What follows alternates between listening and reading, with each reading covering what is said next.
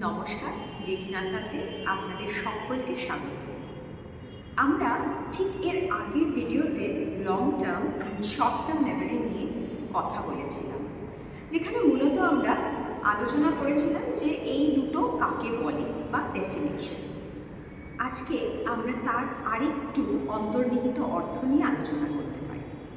ধরুন, আমরা হঠাৎ করে কোনো একটি পরিস্থিতির সম্মুখীন হলাম এবং সেই সম্মুখীন হওয়ার সাথে সাথে ধীরে ধীরে আমাদের শর্ট টার্ম মেমোরি তৈরি হয় এবং এই শর্ট টার্ম মেমোরি কিছুক্ষণের মধ্যেই আমাদের সেই ব্রেনের ভেতরে স্টোর হয়ে থাকা লং টার্ম মেমোরিকে কানেক্ট করতে পারে এবং কানেক্ট করার পরে আমরা কিন্তু মোস্টলি, যদি সেটা দুঃখের মেমোরি হয়, সেই লুপটার মধ্যে আটকে যাই এবং বারবার এই short term memory long term মেমোরিকে কানেক্ট করে জীবনের ঘটে যাওয়া পুরনো কোনো অপ্রীতিকর ঘটনাকেই বারবার ভাবতে থাকে।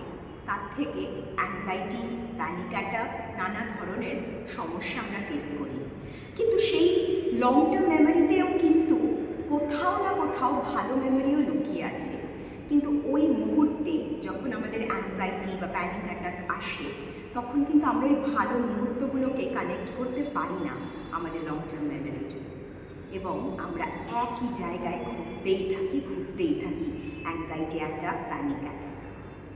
এবার ভাবতে হবে যে কেন আমাদের ওই পুরনো খারাপ মেমোরিগুলোই বারবার আমাদেরকে দুঃখের মধ্যে ফেলে বা ডিপ্রেশনের মধ্যে ফেলে। তার কারণ আমাদের ওই পুরনো জায়গাটি হয়তো হিল হয়নি। তাই জন্য যখন এই মুহূর্তে কোনো একটি ঘটনা ঘটছে, সেই ঘটনাটা আমাদের ট্রিগার করে দিচ্ছে আমাদের সেই পুরনো খারাপ লাগা মেমোরিগুলোর সাথে, লং টার্ম মেমোরির সাথে। এবং ট্রিগার আমরা কেন হচ্ছি, তার একটি কারণ, আমরা সেই পরিস্থিতিটাকে হিল করিনি। সেই পরিস্থিতিটাতে আমি যে অবস্থাতে ছিলাম, সেই অবস্থাটাকে হিল করা হয়নি। আর এই হিলিংয়ের অভাবে বারবার আমরা একই লুপের মধ্যে ঘুরতে থাকি। এবার প্রশ্ন হচ্ছে, আমরা হিল করব কি করে? হিল করা কি অতই সোজা? না, সোজা হয়তো না। তার জন্য অনেক প্র্যাকটিস করতে হয়। তার একটা ছোট্ট উদাহরণ হতে পারে, আমরা আমাদের ওই হিল না হওয়া জায়গাগুলো, যেই কষ্টগুলো, যেই লং টার্ম মেমোরিগুলো বা যেই ব্যাড বা গুড হোয়াট এভার মেমোরিগুলো আমাদেরকে কষ্ট দিচ্ছে, সেগুলোকে অন্তত আমরা একটা খাতায় লিখে নিতে পারি। যেগুলো প্রকাশ করা হয়নি, রাগটা দেখানো হয়নি, চিৎকারটা করা হয়নি, বা নিজের পয়েন্টটাকে প্রুভ করা হয়নি, টাইমটা পেরিয়ে গেছে কিন্তু হয়ে ওঠেনি, সেই মানুষগুলোকেও হয়তো আর পাবো না, সেই পরিস্থিতিটাতেও হয়তো ফিরত যেতে পারবো না, কিন্তু অন্তত নিজের সাথে নিজে একটু বসতে পারবো এবং সেই পুরনো কথাগুলো এবং এখনকার যে সমস্যা, এই দুটোকে যদি আমরা একটা কাগজে লিখে ফেলতে পারি, তাহলে মনে হয় একটু চিন্তা থেকে বেরিয়ে আসা যায়। একটু চেষ্টা করে দেখুন।